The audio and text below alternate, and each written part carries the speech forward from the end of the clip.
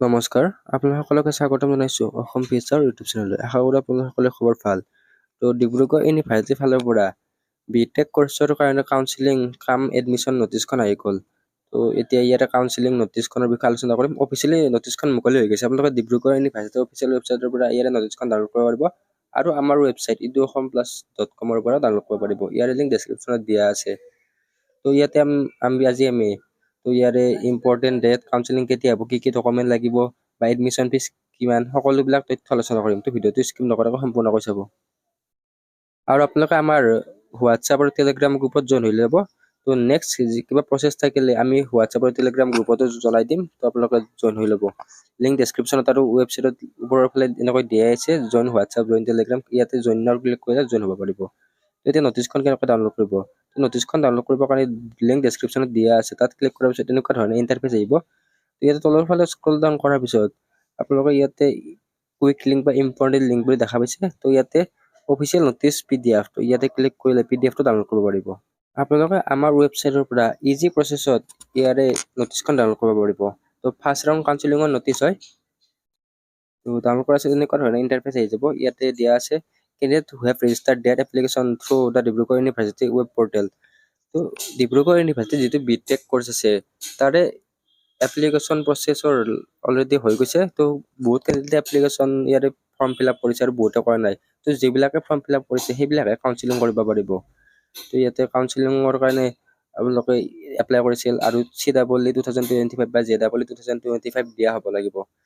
যিটো ইঞ্জিনিয়াৰিঙৰ CEE আছে আৰু JEE আছে, সেইটো দিয়া যিকোনো এটা দিয়া হ'লে হ'ব।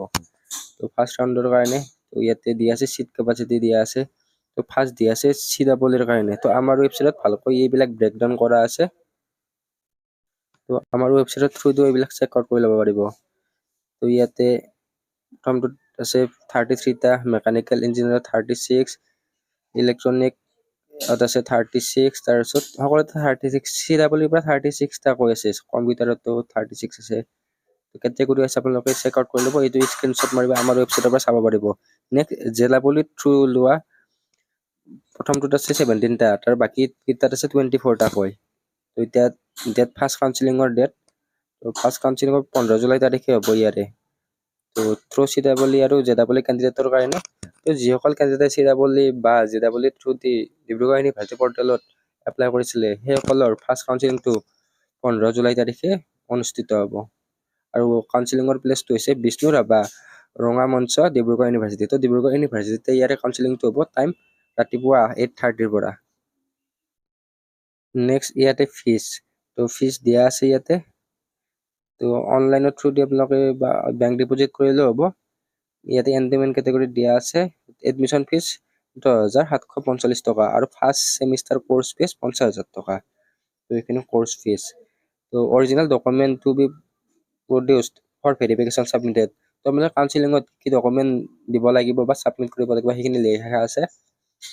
মেট্ৰিকৰ কাৰণে এডমিট কাৰ্ডখন লাগিব, হাই ছেকেণ্ডাৰীৰ এডমিট কাৰ্ড আৰু মাৰ্কশ্বিট লাগিব। লগতে আপোনালোকে মেট্ৰিকৰো এডমিটৰ লগতে পাছ চাৰ্টিফিকেট আৰু মাৰ্কশ্বিট লৈ যাব।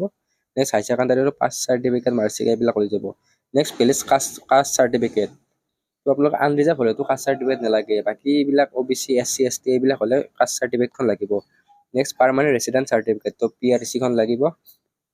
নেক্সট CEE, এইটো CEE মানে কম্বাইণ্ড এণ্ট্ৰেন্স এক্সাম, যিটো বিটেক আছে, Assam science and technology university conduct কৰে, সেইটো CEE এডমিট কাৰ্ড আৰু স্ক'ৰ কাৰ্ড। আৰু JEE এডমিট কাৰ্ড আৰু স্ক'ৰ কাৰ্ড। যদি EWS আছে, EWS খন লাগিব, নহ'লে নালাগে। নেক্সট গেপ চাৰ্টিফিকেট, যদি আপোনালোকৰ গেপ আছে তেনেহ'লে কোৰ্টৰ এফিডেভিটৰ থ্ৰু দি আপোনালোকে গেপ চাৰ্টিফিকেট লাগিব। Next passport, recent passport size photo. ফিজটো ইয়াতে দিয়া আছে। ইয়াতে কিছুমান নোট দিয়া আছে। If any vacant remains in the CEE category, মানে CEE যদি ফাৰ্ষ্ট কাউন্সিলিঙৰ পিছত চিট খালী থাকে তেনেহ'লে ছেকেণ্ড কাউন্সিলিং হ'ব। যদি আপোনালোকে ফাৰ্ষ্ট কাউন্সিলিঙত নাপায় তেনেহ'লে ছেকেণ্ড কাউন্সিলিঙো এটেণ্ড কৰিব পাৰিব যদি চিট খালী থাকে। ছেকেণ্ড কাউন্সিলিং হ'লে আমি আমাৰ হোৱাটছআপ টেলিগ্ৰাম গ্ৰুপত জনাই দিম আৰু ইয়াৰে সকলোবিলাক ডিটেইলছ জনাই দিম। আপোনালোকে আমাৰ হোৱাটছআপ আৰু টেলিগ্ৰাম গ্ৰুপত জনাই ল'ব। Next Anfield reserve category seat shall be converted into open category in due course of time. এইখিনি দিয়া আছে।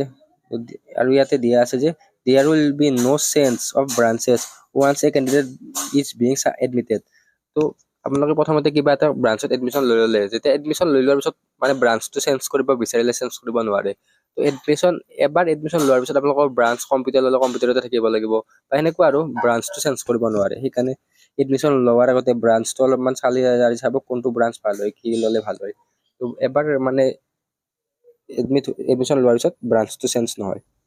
তো এই ভিডিঅ'ত এইখিনি আছিল, আশা কৰোঁ আপোনালোকে ভিডিঅ'টো ভাল পালে। তো ধন্যবাদ।